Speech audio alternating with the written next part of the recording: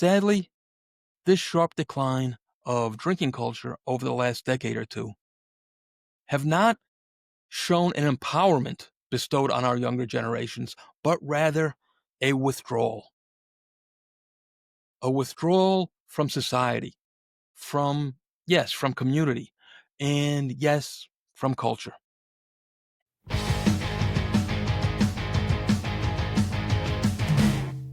Hey, everybody. How you doing? Welcome back to the Another Nobody podcast with me, your favorite nobody, Travis Myers.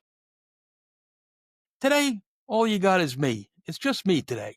And rather than doing a story time segment as I usually do when it's just me, I'm going to do a little bit about drinking culture. Now, I've mentioned drinking culture a few times on this podcast, and I would say several times when I've been a guest on other people's podcasts. And oftentimes people will ask me, what exactly do I mean by drinking culture? Or what is drinking culture to me? So today, I thought I'd do a little show about drinking culture. The way I view it is uh, its decline in recent decades and how I feel it has aided and also maybe mirrors the decline in Western civilization as a whole. All right. So where do I begin? Okay. Well, Western civilization has had a very long relationship with alcohol. In fact, it's been a cultural cornerstone. If you think back to the Roman symposia, medieval taverns, and the post prohibition happy hours that we had here in the States, all that drinking wasn't really about getting drunk. It was more of a social lubricant, a ritual of trust and communal bond from back in the times of the ancient Greeks to our 20th century pub culture. Drinking facilitated community, vulnerability, storytelling, and a person to person connection that few other activities could. Now, as most of you know, I grew up in New York City, a city with a very strong, storied, even you could say legendary drinking history. This country, speaking of history, the United States of America, was quite literally born in the pubs that dotted the original British colonies that would later become the first states. A handful of still exist today, such as Francis Tavern here in New York, which dates back to 1762 and is considered to be the oldest restaurant in the city. It was a regular meeting place for the Sons of Liberty, who, as it happens, were the guys that planned the Boston Tea Party back in 1773. But let's forget about the Sons of Liberty and go back to me and my observations. Now, I grew up, as many people in my neighborhood did, in a drinking family. And both my parents would, as many of the neighborhood residents did, stop by the corner pub, bar, tavern, or saloon several times a week after work and or on the weekends to get with neighbors and friends from the neighborhood, to gossip a little, catch up on the neighborhood news, watch a game, place a bet, pay a debt, you name it. Business, be it neighborhood, personal, family business, even actual business, often played out and was taken care of in the corner bar. And here in New York City, for literally hundreds of years, it always seemed as though there was a neighborhood bar almost on every corner where this business could take place. In fact, in our apartment when I was growing up, when my stepfather or even us kids, when we got a little older, would say we're going downstairs, it always most certainly referred to the corner pub. Now, I got my first ever job when I was 11. And I was working at a candy store where I would package candy, then clean the place up after closing. But it wasn't long until I landed a position that would change my life. At the grand old age of 12, I became the Sunday dishwasher at Willie's on 3rd Avenue, where I would scrub the dishes by hand in a 3-bay sink using a rag and Tide laundry detergent from 11 a.m. to 7 p.m. every Sunday for a nice new crisp $20 bill, which at that time was a little bit more than minimum wage. And I mean, I was set. Between that job and my other after school gig at the candy store, I always had a little change in my pocket. But the bar would turn out to be much more than a job. To me, it was more of a baptism into the real world, if you will. I learned more in that little dive bar than I would ever learn in school. I learned about the world, about politics, be it national, local, or neighborhood, how to speak to people, music, women, and soon I landed another gig at a somewhat nicer place about 8 blocks south called Churchill's. At that place, I was the porter. I would go in before the place opened, clean up the walk-in fridge, bring stuff up for the chefs. I'd set up the bar and ice everything down for the day, and basically do whatever the boss or bartenders wanted done before they opened. And again, it was another really great educational experience for me. You see, most of these places were more than just drinking holes or meat markets to hook up with the opposite sex. For years, literally years, hundreds of years, these places were the hubs of the neighborhoods that they sat in. And all of the news and politics of the neighborhood would flow through them. If you wanted or needed to know anything at all that was going on in your neighborhood or the city as a whole, the local bar is where you could find out more about it. Hell, at that time, back when we had real journalists who wrote honest stories, you would usually find them digging up the dirt in a local pub.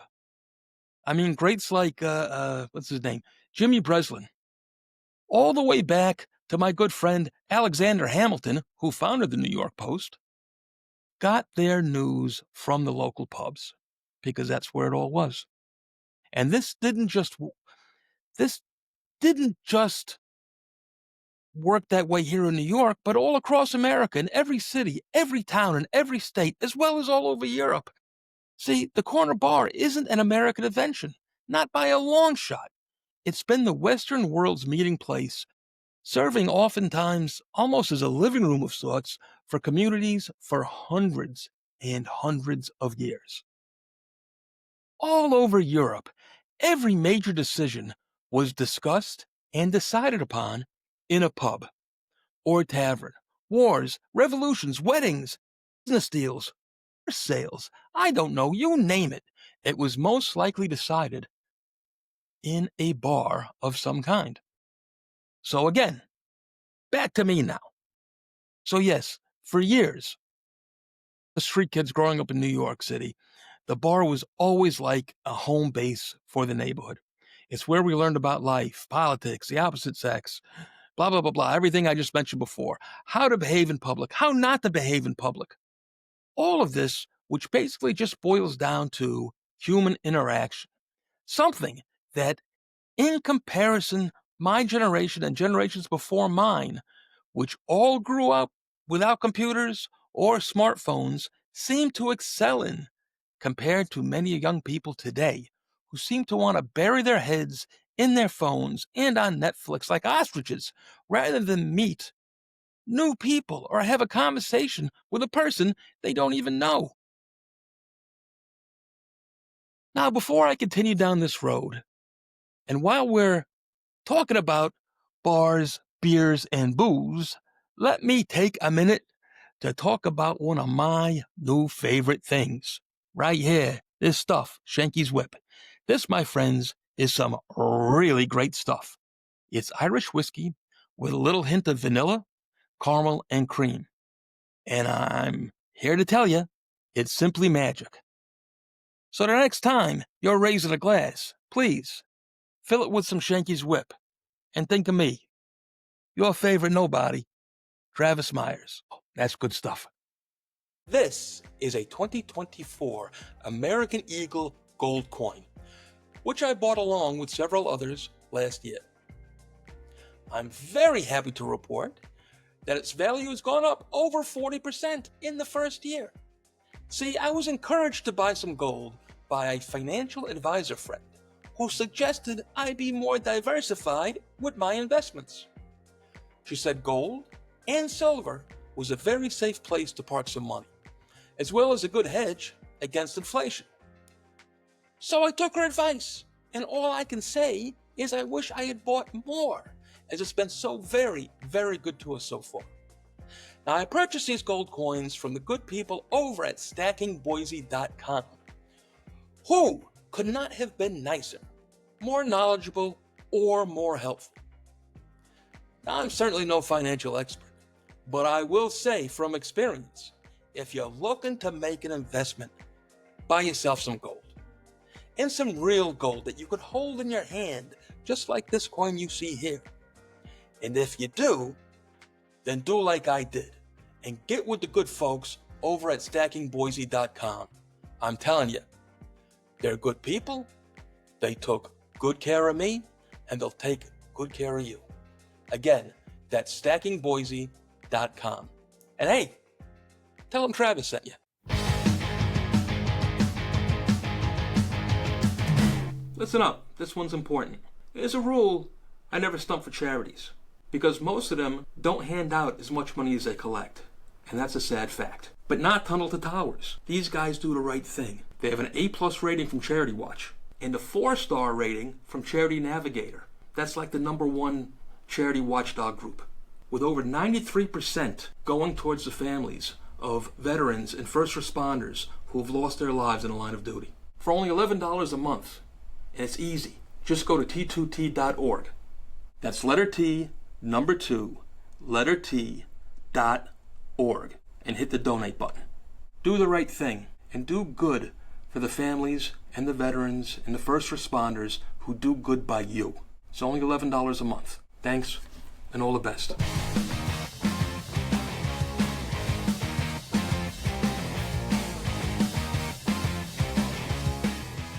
All right, welcome back, my friends.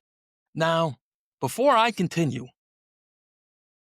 let me state that I am not condoning or encouraging you to go out and make a drunken mess of yourself. But what I am pointing out is that I do absolutely believe that the decline of the drinking culture in Western nations has definitely aided and contributed in the political divide and the decline of Western civilization as a whole. How so, Travis? You may ask. Well, listen, and I'll tell you. So, over the last 15 to 20 years or so, our traditional attachment to alcohol and the bar life in the West has eroded dramatically, particularly among the young, far from it being a triumph of the more health-conscious among us. This shift is a symptom of greater fractures in our society. I'm going to get a little deep now, but stick with me. In my humble, nobody opinion, it shows a decline in Western civilization, manifesting itself in a greater abundance of individual isolation, economic stress and precarity, and a retreat from the adventurous, unpredictable joy of human interaction. Now, I'm not looking to beat up on the younger generations. Please, get that straight. But facts is facts, and here is some facts for you. Alcohol consumption as a whole peaked in Western civilization in the last 20th century, but rather than a gradual decline, has simply plummeted among younger people.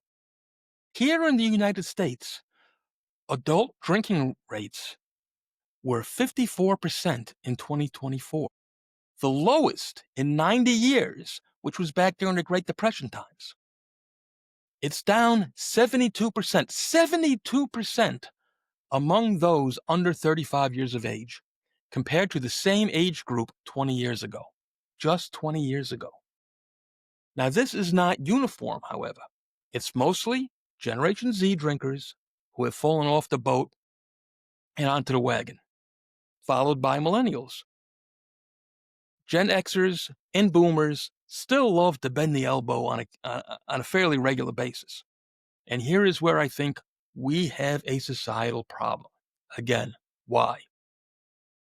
You see, when I was a young man, I would often step into a local haunt after a day's work or maybe after a night of being out on the town. And as a late teen or being in my early 20s, I may pull up a bar stool next to a man who's in his 50s, 60s, or even 70s. And we'd have a conversation. And we'd be joined by the man or the woman behind the bar who was often older than me, but younger than the old fellow that was sitting next to me.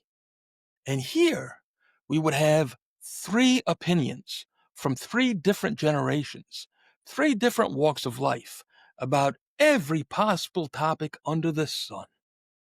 And let me tell you, it was a beautiful thing, a truly beautiful meeting of the minds where different, well, there were different worlds where different worlds and experiences collided in the best possible way.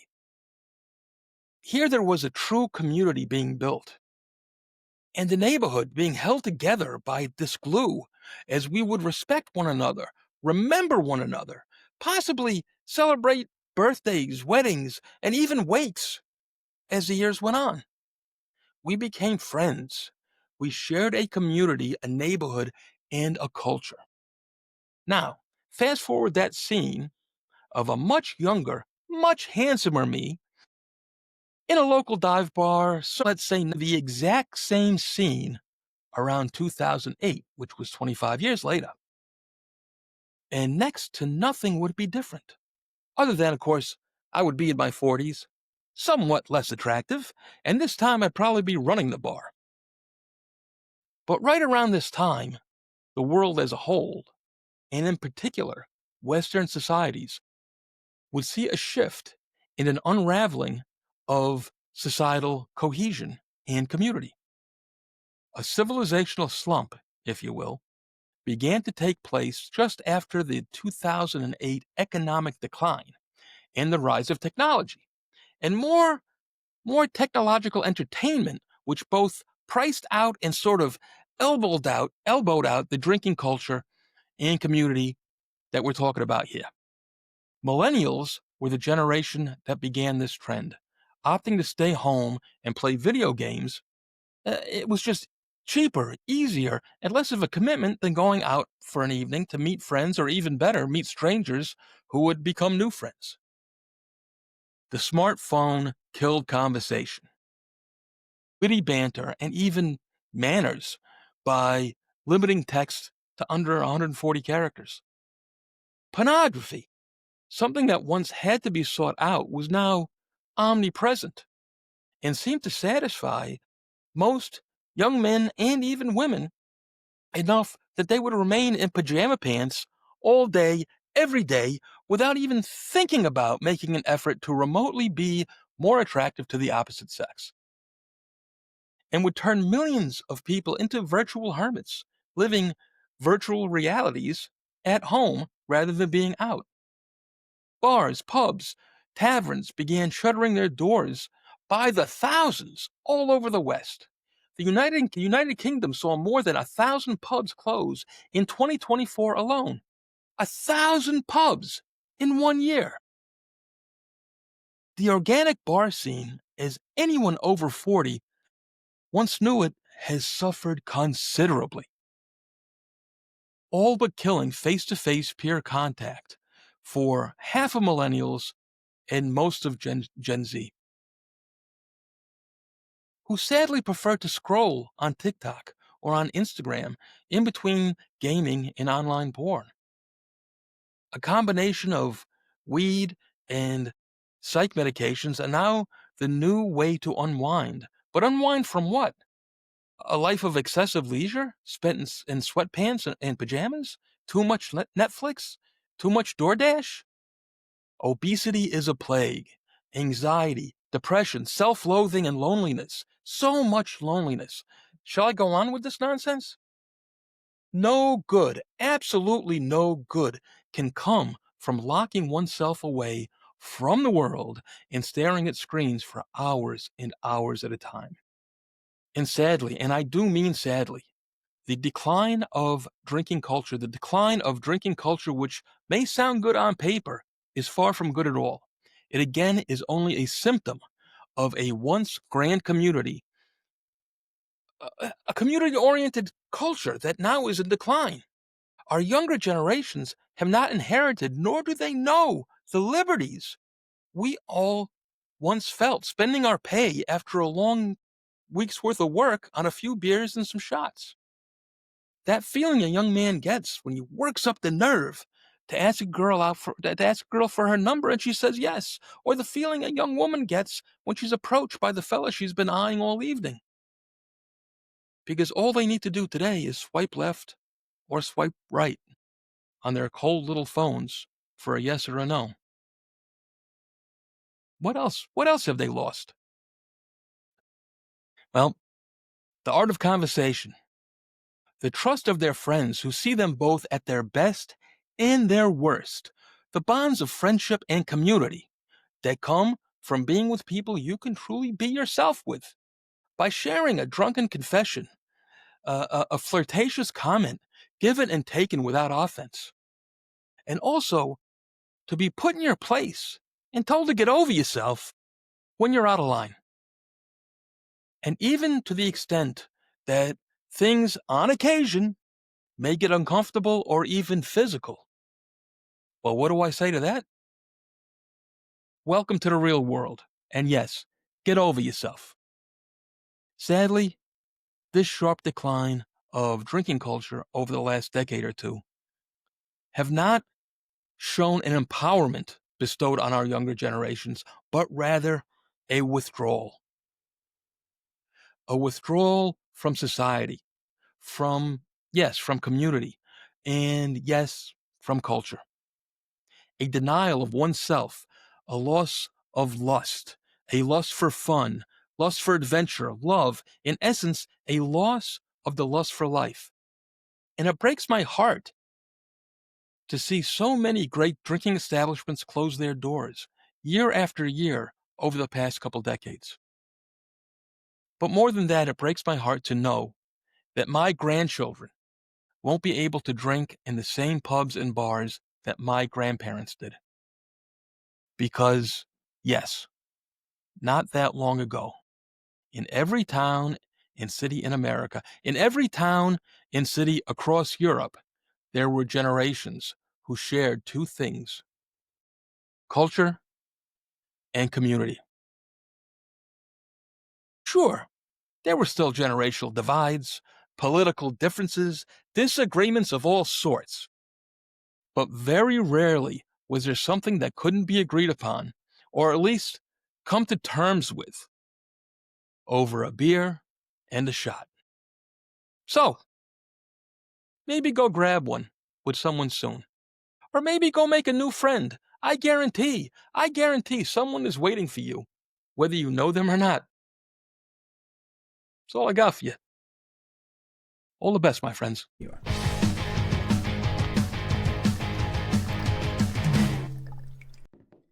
Hey, how you doing? It's me again, another nobody, Travis Myers. And today we're going to talk whiskey. I know most of you think of me as an all-American patriotic type guy, and you are right. But when it comes to whiskey and drinking whiskey, which I do, I always go for the Irish stuff.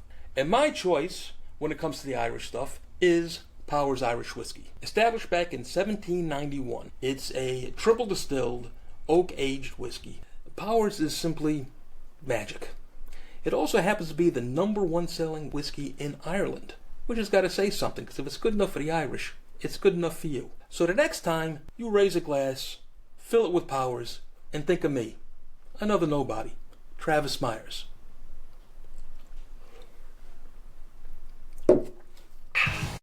Oh, do the right thing. Hit that like and subscribe button so you don't miss any more of my nonsense. Have a good day, my friends.